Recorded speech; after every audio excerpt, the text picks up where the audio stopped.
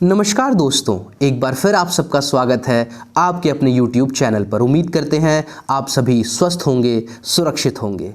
साल नया है, शुरुआत नई है, तो क्यों ना रेजोल्यूशन भी थोड़ा हट के लिया जाए। So let's take a resolution that we will always invest in fundamentally strong companies backed by honest and growth oriented management. And we will not panic even if our investment goes down by 15 to 20% because stock market is inherently cyclical and non-linear. वैसे भी जो गिरेगा वही तो उठेगा। इस पूरे जनवरी महीने में हम आपके लिए 10 ऐसे शानदार कंपनीज को डिस्कस करेंगे जिनमें 2022 में मैसिव रिटर्न्स देने का पोटेंशियल है। 20 से 25% कम से कम रिटर्न्स देने का पोटेंशियल है। इस लिस्ट को बनाते समय हमने खास तौर पर ध्यान रखा है कि हमारा पोर्टफोलियो डाइवर्सिफाइड हो in terms of business, sector and market cap. एक स्टैंडर्ड डिस्क्लेमर है कि आप पहले हमारे इन्वेस्टमेंट थीसिस को सुने, सोचें और समझें, और उसके बाद यदि आप कन्विंस हो जाएं तभी आप हमारे बताए हुए स्टॉक्स में इन्वेस्ट करने का डिसीजन लें। क्योंकि ऐसा बिल्कुल आवश्यक नहीं, ऐसा कतई ज़रूरी नहीं कि जो हमारी सोच हो, जो हमारी इन्वेस्टमेंट थीसिस हो, आपकी भी इन्वेस्टमेंट थीसिस वही हो। और हाँ, यदि आप हमारे द्वारा बताए गए स्टॉक्स में इन्वेस्ट करना चाहते हैं तो प्लीज़ पूरा का पूरा कैपिटल एक बार में इन्वेस्ट ना करें। आप अपने कैपिटल का 50% ही एक बार में इन्वेस्ट करें, और यदि किसी कारणवश वह स्टॉक्स करेक्ट होते हैं और 10% नीचे आ जाते हैं तो आप दोबारा उन्हें खरीदें और एवरेज करें। अच्छी कंपनीज चुनना एक बात होती है, पर उनमें सही तरीके से इन्वेस्ट करना वह दूसरी बात होती है, और वह भी उतनी ही ज़रूरी होती है। मैं एक स्ट्रैटेजिक तरीके से एवरेजिंग करने में इसलिए बिलीव करता हूं क्योंकि स्टॉक मार्केट में उतार चढ़ाव तो लगा ही रहता है, और यदि आपको अपने स्टॉक पर कन्विक्शन है और यदि वह किसी कारण से नीचे आ रहा है तो वह तो बल्कि आपके लिए एक अपॉर्चुनिटी है कि आप कम दाम पर अपने फेवरेट स्टॉक में अपना स्टेक और बढ़ा सकते हैं।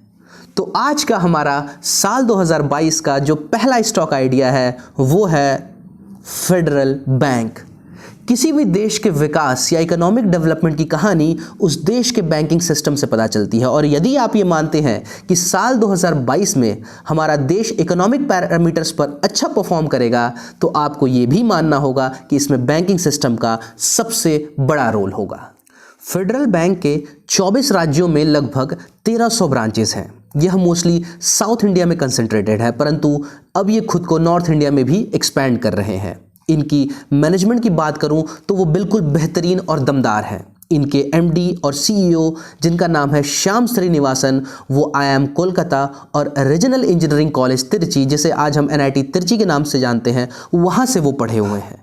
यदि हम इस कंपनी के रेवेन्यू की बात करें तो कोविड के बावजूद इन्होंने लगभग अपने रेवेन्यू को कांस्टेंट रखा है। भले ही इनके रेवेन्यू में कोई मैसिव जंप देखने को ना मिला हो, परंतु कोई स्लंप भी देखने को नहीं मिला। यदि हम इनके नेट प्रॉफिट्स की बात करें तो पिछले 3 साल से ये कंपनी 21.2%, जी हाँ, मोर देन 20% कैगर से प्रॉफिट कमा रही है, जो कि काफ़ी पॉजिटिव साइन है।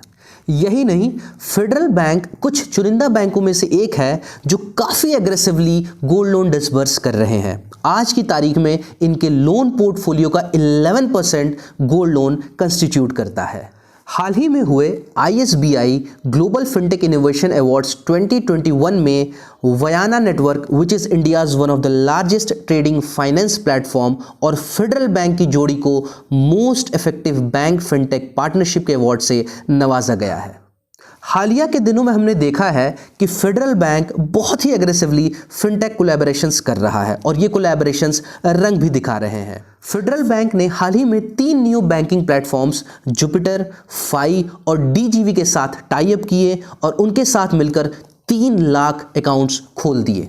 यही नहीं, हाल ही में जब IDFC फर्स्ट बैंक ने अचानक से फिनटेक स्टार्टअप वन कार्ड, आपने नाम सुना होगा, वन कार्ड के साथ अपने पार्टनरशिप को एब्रप्टली एंड कर दिया, तो भी उन्हें फेडरल बैंक ने ही सहारा दिया। अब आपके मन में एक सवाल आना लाजमी है कि आखिर ये न्यू बैंक्स क्या होते हैं, न्यू बैंकिंग प्लेटफॉर्म्स क्या होते हैं। न्यू बैंक्स एक तरह से डिजिटल बैंक्स होते हैं। इनका फिजिकल कोई ब्रांच नहीं होता या किसी जगह पर नहीं पाए जाते हैं, बल्कि यह ऐप के फॉर्म में काम करते हैं, और आप इनके सभी सिस्टम को ऐप के थ्रू, अपने स्मार्टफोन के थ्रू एक्सेस कर सकते हैं। और मैं आपको बताता चलूं कि 2016 के बाद से फेडरल बैंक ने इंडिया में एक भी ब्रांच नहीं खोला है, लेकिन फिर भी ये एग्रेसिवली पूरे देश में अपनी रीच बढ़ा रहे हैं नियो बैंक के साथ कोलैबोरेट करते करते। रसमलाई हमें कितने भी पसंद क्यों ना हो, पर हम उसके लिए एक लिमिट तक ही पे कर सकते हैं। यानी कोई भी कंपनी कितनी भी फंडामेंटली स्ट्रांग क्यों ना हो, उसमें कितनी भी खासियत क्यों ना हो, वो एक वैल्यूएशन पर ही अच्छी लगती है। तो यदि हम फेडरल बैंक के वैल्यूएशन की बात करें तो इसका प्राइस टू बुक वैल्यू है 0.92, यानी ये कंपनी सरप्राइजिंगली, शॉकिंगली अपने बुक वैल्यू से भी कम पर ट्रेड कर रही है। अब बताइए भला इससे सस्ता वैल्यूएशन आपको कहां मिलेगा, इससे कम दाम में आपको भला कौन सी कंपनी मिलेगी। और अब यदि हम शेयर होल्डिंग पैटर्न की बात करें तो साल दर साल, क्वार्टर दर क्वार्टर एफआईआईज ने अपने पास 25% से अधिक स्टेक रखा है और डीआईआईज ने तो 40% से अधिक स्टेक अपने पास ले रखा है। और यही नहीं, मैं आपको बताता चलूं कि राकेश और रेखा झुंझुनवाला जी ने भी फेडरल बैंक में 3.5%, जी हां, राकेश और रेखा झुंझुनवाला जी ने लगभग फेडरल बैंक में 3.5% स्टेक ले रखा है। तो दोस्तों, ऐसा मैनेजमेंट, ऐसी परफॉर्मेंस और ऐसा शेयर होल्डिंग पैटर्न, भला और क्या चाहिए। बाकी आप खुद समझदार हैं, सोच समझकर ही फैसला करिएगा। साल 2022 में हमारे अनुसार वो दूसरी कंपनी जो आपको मैसिव रिटर्न्स दे सकती है, उसका नाम है प्रिंस पाइप्स। इस कंपनी के बारे में सबसे पहले मैंने अपने पिताजी से ही सुना था और उसके बाद जब मैंने थोड़ा सा इन डेप्थ एनालिसिस किया तब मुझे पता चला कि भाई ये तो अलग ही आग है। स्टॉक मार्केट में इस कंपनी की शुरुआत बिल्कुल शोले मूवी के जैसे हुई। दिसंबर 2019 में इस कंपनी का आईपीओ आया जिसका इशू प्राइस था 178 रुपये, परंतु इस कंपनी के आईपीओ को इतना फीका रिस्पांस मिला, इतना पुअर रिस्पांस मिला कि यह कंपनी लिस्ट हुई मात्र 160 रुपये पर। यानी जिन लोगों ने भी इस कंपनी के आईपीओ में पैसा लगाया उन्हें घाटा सहना पड़ा और इनका दर्द यही खत्म नहीं हुआ। मई 2020 आते आते यह कंपनी गिरकर 75 रुपए तक पहुंच गई। जी हां, इस कंपनी के एक शेयर की कीमत 160 रुपए से 75 रुपए पर पहुंच गई मात्र 6 महीने के अंदर अंदर। पर उसके बाद एक यू टर्न आता है और कहानी बदलती है और उसके बाद यह कंपनी ऐसी दौड़ लगाती है कि मार्केट के बड़े बड़े पंडित, योद्धा और महारथी हैरान रह जाते हैं। मई 2020 75 रुपए, याद रखिएगा, मई 2020 75 रुपए। और ठीक 1.5 साल बाद नवंबर 2021 में यह कंपनी बनाती है अपना ऑल टाइम हाई। कितना, कोई गेस? जितनी वैल्यू आप सोच सकते हैं, 897 रुपए। जी हां, मात्र 1.5 साल में इस कंपनी का शेयर प्राइस 75 रुपए से बढ़कर 897 रुपए तक पहुंच जाता है। यानी यह 10x का रिटर्न देता है, इनफैक्ट मोर देन 10 टाइम्स का रिटर्न देता है। लेकिन जैसा कि मैं बार बार अपने हर वीडियो में आपसे गुजारिश करता रहता हूं कि एक बात हमेशा ध्यान रखें कि स्टॉक मार्केट एक सिक्लिकल मार्केट है, उतार चढ़ाव लगा ही रहता है। इसीलिए आज की डेट में यह स्टॉक ट्रेड कर रहा है लगभग 700 रुपए के आसपास और मैं इस करेक्शन को एक अपॉर्चुनिटी के तौर पर देखता हूं, एक बेहतरीन अपॉर्चुनिटी जब हम इस कंपनी में एंट्री ले सकते हैं। अब ये 75 रुपए से लेकर लगभग 900 रुपए तक की जर्नी फ्लूक थी या रियल थी, डिजर्विंग थी, यह कैसे पता चलेगा? आपके मन में एक सवाल आना लाजमी है कि ऐसा ना हो कि वापस ये कंपनी 75 रुपए पर आ जाए। तो इसका जवाब हमें कैसे मिलेगा? इसका जवाब हमें मिलेगा फंडामेंटल एनालिसिस के द्वारा। मैं इन डेप्थ एनालिसिस तो नहीं करूंगा वरना ये वीडियो 1 घंटे से ऊपर का हो जाएगा, परंतु कुछ की पॉइंटर्स को जरूर डिस्कस करूंगा जिसके बाद आपको भी क्लियर हो जाएगा कि यह कंपनी बिल्कुल 24 कैरेट गोल्ड है, गोल्ड। ये कंपनी प्राइमरीली पॉलीमर पाइप्स और फिटिंग्स बनाती है जिसका प्रयोग प्लम्बिंग, इरिगेशन और सीवेज डिस्पोजल के लिए किया जाता है। इस कंपनी के पास 7 मैन्युफैक्चरिंग यूनिट्स, 11 वेयर हाउसेस, 7000 से अधिक स्टॉक कीपिंग यूनिट्स और 1500 से अधिक चैनल पार्टनर्स और डिस्ट्रीब्यूटर्स हैं। यानी इस कंपनी का खेल यदि आप समझें तो यह कोई छोटे लेवल पर नहीं बल्कि बड़े लेवल पर खेल रही है। अब मैं आप सबके साथ इस कंपनी से जुड़े हुए 3 फिगर्स डिस्कस करूंगा जो चीख कर इस कंपनी की हकीकत को बयां करेंगे। यदि हम इस कंपनी के पिछले 5 साल के रेवेन्यू की बात करें तो हर साल इस कंपनी ने अपने पिछले साल से अधिक रेवेन्यू जनरेट किया है। और यदि हम इस कंपनी के नेट प्रॉफिट्स की बात करें तो आप हैरान रह जाएंगे, दंग रह जाएंगे। 2017 में इस कंपनी ने मात्र 65 करोड़ का प्रॉफिट रिपोर्ट किया था 2020 में यह नेट प्रॉफिट बढ़कर 112 करोड़ हो गया और 2021 में 221 करोड़, यानी मात्र 5 सालों में इस कंपनी के नेट प्रॉफिट ने 65 करोड़ से लेकर 221 करोड़ तक की जर्नी पूरी कर ली। और जो तीसरा फिगर है वह है डेट टू इक्विटी रेशियो।